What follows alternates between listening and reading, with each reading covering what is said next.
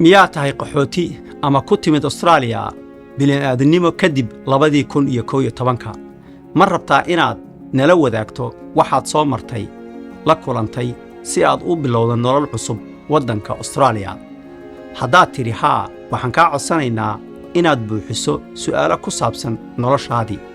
waxaa in kugu qaadan su'aaluhu 15 daqiiqo su'aaluhu waa af Soomaali dhammaantoodna waa mid uun ka dooro su'aalo ah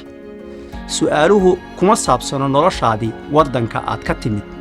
warkuna annaga unbuu nagu ekaan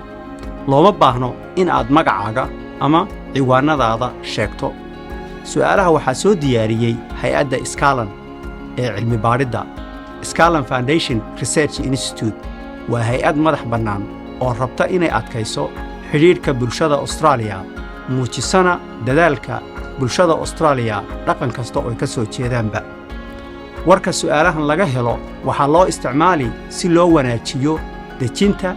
iyo adeegga la qabsashada dadka qaxootinimada ama bini'aadanimada ku soo gali doona waddanka aad baan u jecelnahay inaad su'aalahan ka jawaabto